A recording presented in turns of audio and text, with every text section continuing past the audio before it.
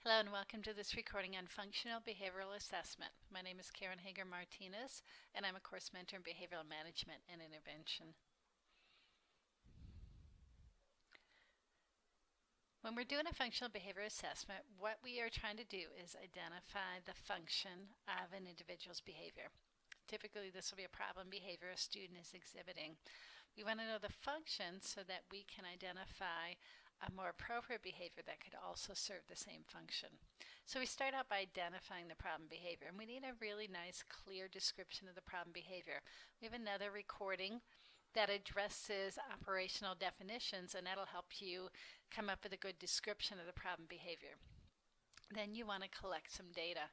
We also have a recording on different data collection procedures you may want to review if you haven't already. The reason we're going to collect data is because it can help us determine the function of the behavior. It means there's a reason the student is exhibiting the behavior, so it serves some purpose for the student, and that's what we're trying to identify.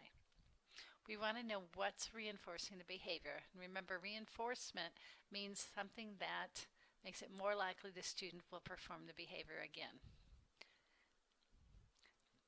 Typically, the function of the student's behavior is that it will help the student gain access to something the student wants or help the student avoid or escape something.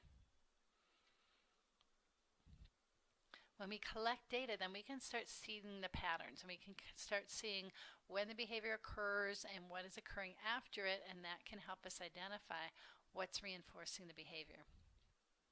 If it's positive reinforcement, that means the student is gaining access to something. So when we talk about positive and negative in regard to reinforcement or punishment, positive and negative don't mean good or bad. In this case, positive means the student gets access to something or something is presented to the student. Negative means something is removed. So if it's positive reinforcement and it's attention, that means the student is gaining access to attention. It could be the teachers or it could be other students' attention. And it doesn't necessarily even mean that it's the kind of attention we would think of as positive. It could be a reprimand or someone telling the student not to do that. But it's still attention, and if we're providing it to the student and it's making it more likely for the student to engage in that behavior again, then it's positive reinforcement. We might also be providing some kind of a tangible, so a toy or a computer game or something like that. Or it could be some kind of sensory stimulation, so perhaps music. So if when the student engages in a particular behavior, if we provide either attention or a tangible or some sensory stimulation, that could be positive reinforcement if it makes it more likely the student will continue to perform that behavior. Negative reinforcement then is when we remove something. So again, negative doesn't mean bad in this case. It just means something is removed. So the student maybe can avoid our attention or avoid some tangible, perhaps a math assignment, or can avoid some sensory stimulation. The important thing to remember with reinforcement is that it always increases the future likelihood of the behavior. Positive reinforcement increases the future likelihood of the behavior. Negative reinforcement also increases the future likelihood of the behavior. We don't necessarily know if something will be reinforcing to the student. We have things that we might think will be reinforcing, so we have to provide, if it's positive reinforcement, provide those things contingently, or if it's negative reinforcement, remove them contingently upon a particular behavior, and then see if the student is more likely to repeat that behavior. That's how we know that it's reinforcement, if the student is more likely to engage in that behavior again. There is no set amount of data to collect or set number of times to do observation when we're collecting data on a student's behavior. We are done collecting data when we can predict the occurrence of the behavior. That's the point of it. We want to be able to predict when the behavior will occur and when it won't occur. If we can do that, then we have collected enough data. So again, there is a recording on data collection methods, so you may want to review that, and then know that any method or combination of those methods may be appropriate for the particular behaviors for the student that you need to take data on. You need to make sure that you select a data collection method that will measure the relevant dimension of the behavior. So if you're interested in how often the behavior occurs, or if you're interested in how long the behavior occurs, those would lead you to select different data collection methods. It also has to be feasible. Sometimes there's more than one data collection method that would measure the relevant dimension, but then you need to think about your other resources. If you have another individual in the classroom who can collect data while you teach, you may be able to do something like interval recording. If you don't have another individual there, that's probably not going to be a data collection method that you would select. So let's take a quick review of the components of FBA, or Functional Behavioral Assessment, and Behavior Intervention Plan, or BIP. First, we need to identify that problem behavior and get a good operational definition. Then we will select a data collection method and we will collect data. We will use that to determine what is reinforcing the behavior.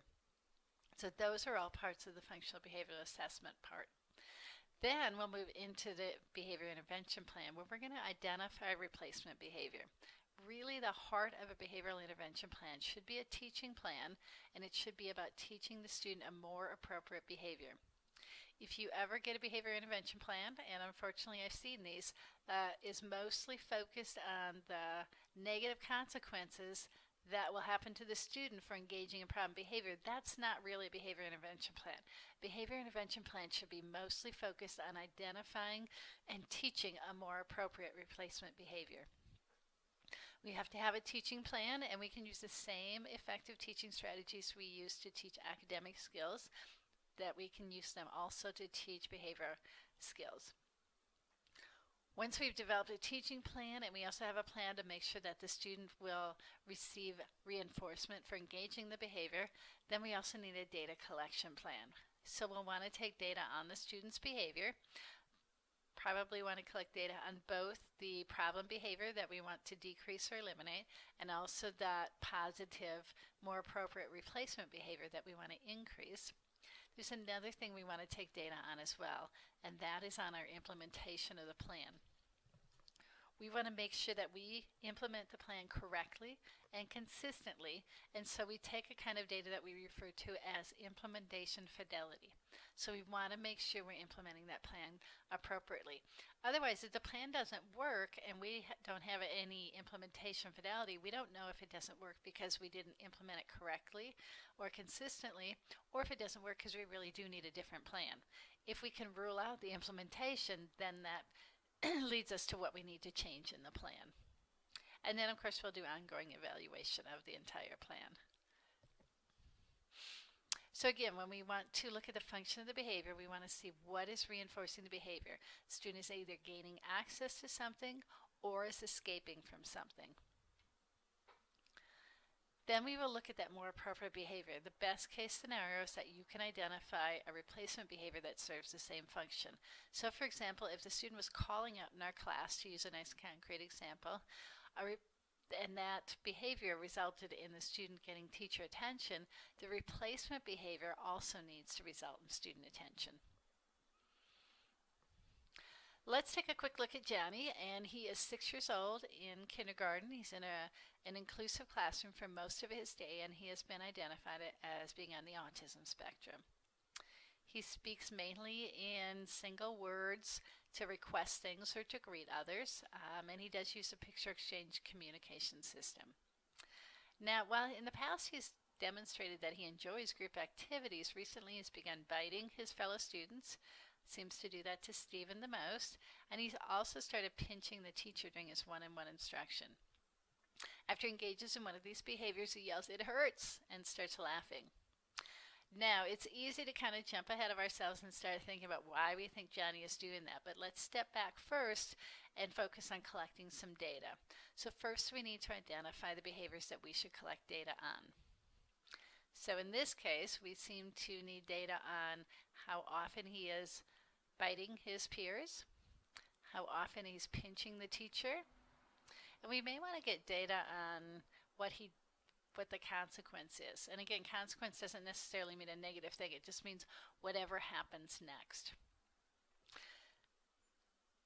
So we could do event recording. That would be a good selection for the pinching behavior and the biting behavior, because they're both discrete behaviors. We could tell each instance pretty clearly, the beginning and ending. Probably don't occur too quickly to count, so we could probably count them.